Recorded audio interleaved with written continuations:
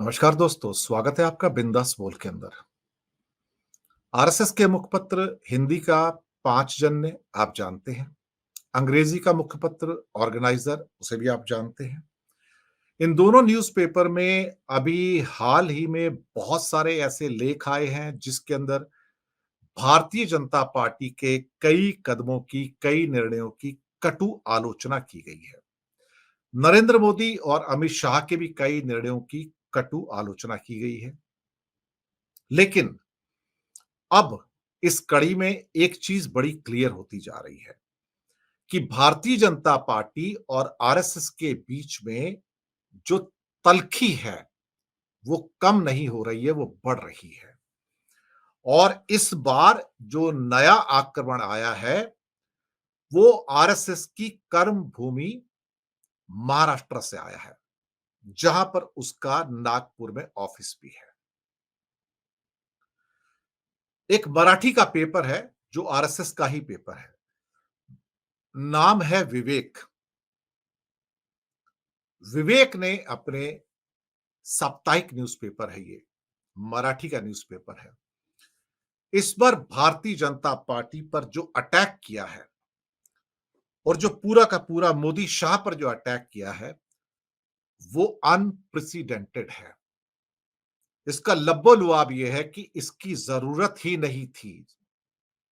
जो उन्होंने महाराष्ट्र में किया है, भारतीय जनता पार्टी ने, मोदी और शाह ने, फडणवीस तो सिर्फ एक मोहरा है, उन्हें तो कुछ पता नहीं है। फडणवीस मात्र एक मोहरा है। मोदी और शाह दरअसल ये सारा खेल रचा रहे थे।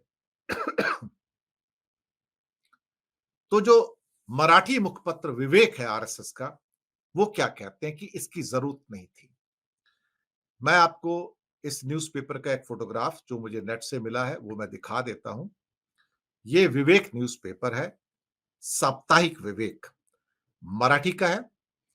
और इसका जो स्लोगन है वो है राष्ट्र साधनेचे अमृत पर्व, यानी कि राष्ट्र की साधना करनी चाहिए, ये उसका अमृत पर्व है।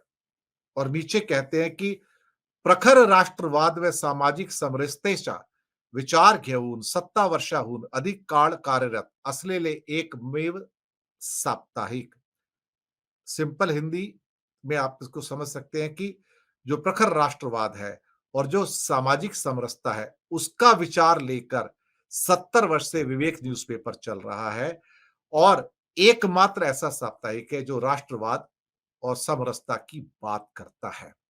साप्ताहिक विवेक, आरएसएस का मराठी मुखपत्र, राष्ट्र साधनाचे अमृत पर्व। अब सवाल ये पैदा होता है कि इसको मैं छोटा कर देता हूं यहां पर, ताकि ये भी यहां पर रहे आपके सामने और इसने क्या कहा वो भी मैं आपको बता पाऊं। क्या कहा है उसने? अखबार कहता है कि अजीत पवार की एनसीपी से गठबंधन ना होता तो हमारा इतना बुरा कंडीशन नहीं होता था, इतनी बुरी हार नहीं होती थी। उनका कहना था कि जब सरकार अच्छी खासी चल रही थी एकनाथ शिंदे के साथ में, तो आपको इसकी जरूरत क्या थी? आपको एनसीपी को तोड़ने की जरूरत क्या थी? आपको पता था कि एनसीपी के मुखिया शरद पवार हैं। यह सही है कि आपके पास कोई मराठा फेस नहीं था।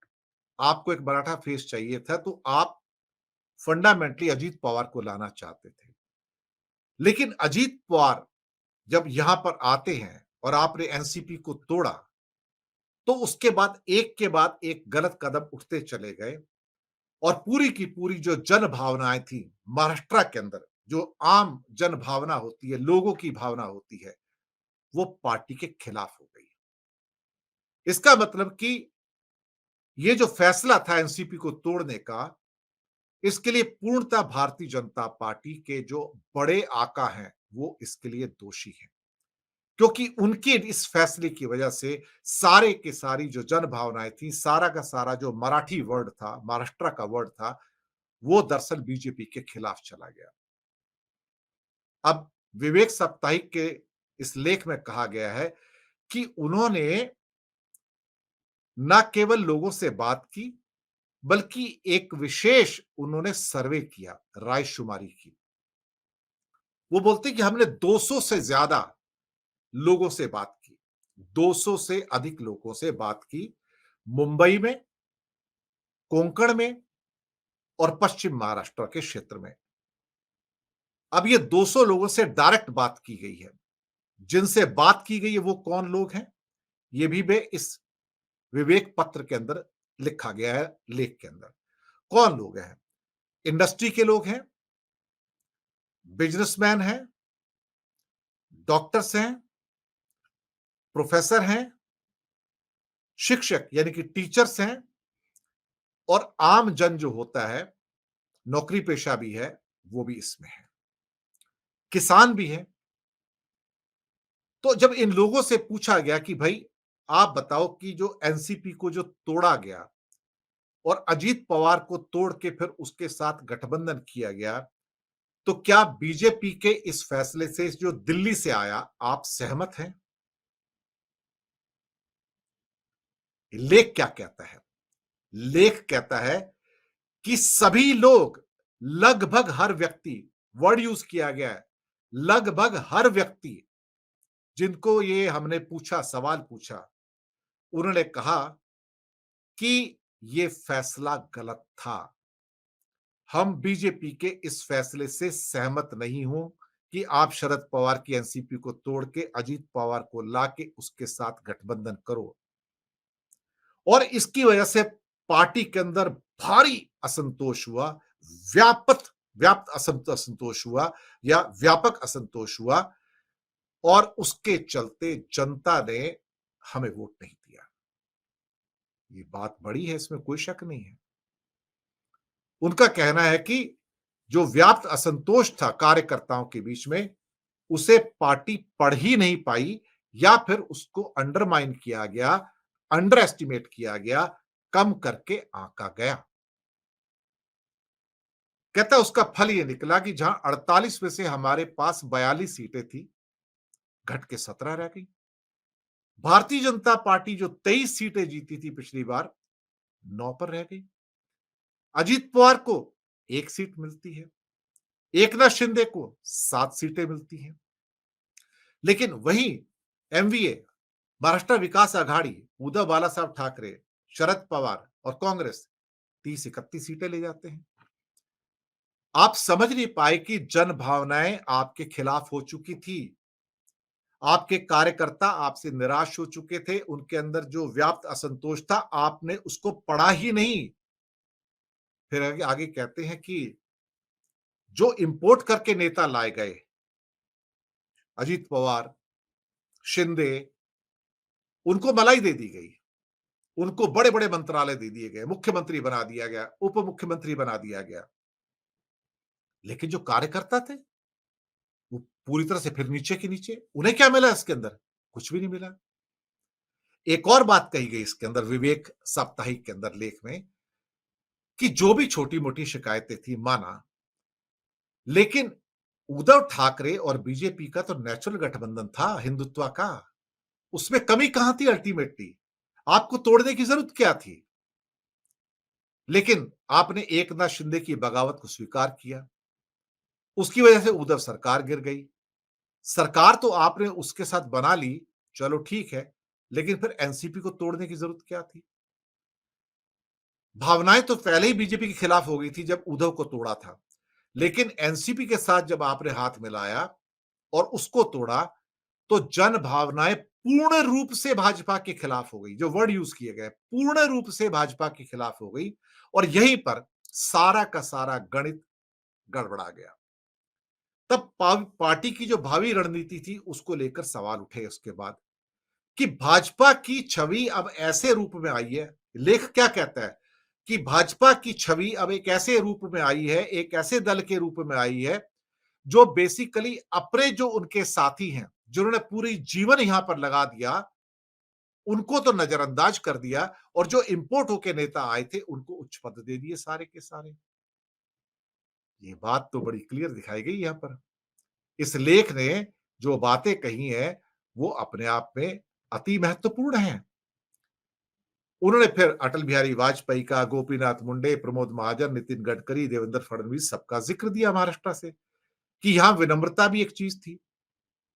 फिर उन्होंने एक लेख में यूट्यूब चैनल के माध्यम से हिंदुत्व के प्रचार करने वाले भाऊ तोरसेकर को भारतीय जनता पार्टी की राज्य पदाधिकारी श्वेता शैलनी की ओर से एक कानूनी नोटिस का जिक्र भी किया। अब ये अखबार क्या कहता है, विवेक आरएसएस का, कि एक हिंदू यूट्यूबर भाऊ तोरसेकर, उसको दरअसल बीजेपी की एक जो पदाधिकारी है श्वेता शालिनी, उन्होंने कानूनी नोटिस दे दिया। तोरसेकर ने अपनी एक पोस्ट में शालिनी के खिलाफ कुछ आलोचनात्मक टिप्पणी की थी, जिसके उपरांत शालिनी ने उन्हें नोटिस भेजा, लेकिन बाद में उसे विथड्रॉ कर लिया। पता लगा कि ये तो आरएसएस वाले आदमी है।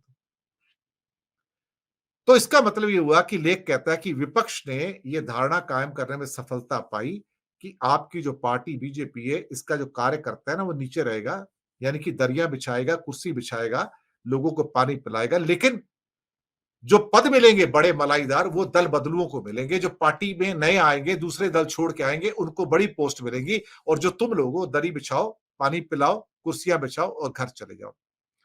इससे असंतोष बढ़ा है और कार्यकर्ता बीजेपी का अब ये सोच रहा है महाराष्ट्र में कि पार्टी में उसकी कोई कीमत है ही नहीं, उसकी कोई वैल्यू नहीं है, तो फिर काम क्यों करना? अब सवाल ही पैदा होता है कि इस लेख में इतने तीखे वचन क्यों कहे गए? बात तो सही है। विवेक साप्ताहिक ने कुछ प्रश्न ऐसे उठाए जिन्हें हो सकता है कि शायद ऑर्गेनाइजर और 5 जन ने भी ना उठा पाया हो। लेकिन इन्होंने जो प्रश्न उठाए हैं वो वाजिब भी हैं, और एक किस्म से कहा जाए ये आरएसएस का एक और डायरेक्ट अटैक है मोदी और शाह के निर्णय के ऊपर। मैंने आपके सामने इस लेख के अंदर जितनी महत्वपूर्ण बातें थी वो आपके सामने पेश की।